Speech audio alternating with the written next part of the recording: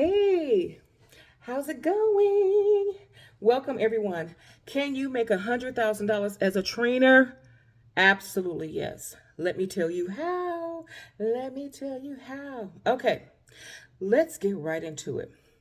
Being a classroom trainer can be so much fun and it can be rewarding, but it also comes with its challenges. Let me tell you, this may be a new video for me, and just getting started. My name is Roxanne, and let me show you my experience. Okay, so let's get into it. So, just a small background as I have been a classroom trainer all over the hospitals, different clinics. I have traveled the globe.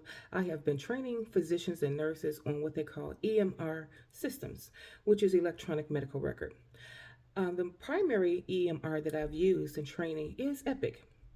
So, today I want to provide you with 5 tips that can make you successful as a classroom trainer, if that's so your desire. So, number one, some of the things that you'll need to know is the system, their software, and knowledgeable of the software. It is very important before you start training anyone if you are presenting a software that you are very familiar with it and you have used it yourself. Okay, you want to do that prior to getting up in front of a classroom or doing it virtually. So it's going to be very important that you try to answer some of your own questions. How to utilize the software? How does it work? How do you turn it on? What are the different nuances and things that go on in that particular software? Okay. Number two, providing tips and shortcuts and tools. These are very critical. I trained a lot of physicians all over the world, all over the globe. And the one thing that I used to always hear, how can we reduce the number of clicks? Okay? Physicians don't want to do a lot of clicking.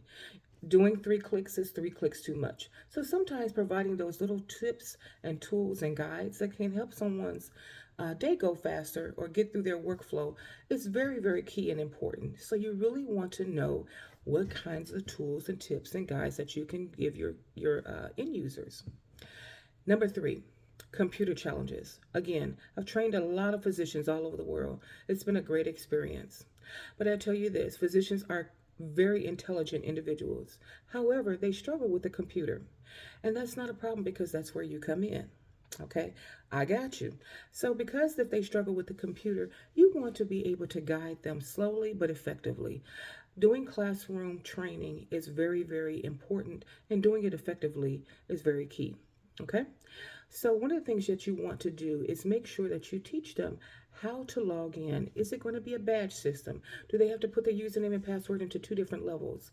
That kind of thing. So you really want to make sure that you assist them in navigating that software from beginning to end. Okay? Number 4 is content training. It is going to be very key to know the content. What will you be discussing and training on? It's going to be very key and important that you keep up with the pace of that class and that you will teach it based on the time allotted that the hospital has given you, or in some cases, the executive leadership. Okay, so that's very key and critical. If the class is only for 2 hours, you need to make sure that you have condensed that content for 2 hours. If the class is 5 or 8 hours, you need to make sure that you have stretched that content for 8 hours, allowing breaks. But it's very important to teach it within the time frame that you have been allowed. Okay. Sometimes ending a class too little, too short is not good, and going over is not good. So working within your specified time frame is very key and important. And last but not least, the learning management system. And they call it different things, but it's very important that you work with the roster that has been given to you.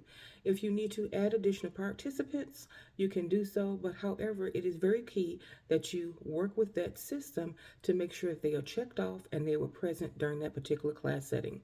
Why? Because it's going to be very important that that particular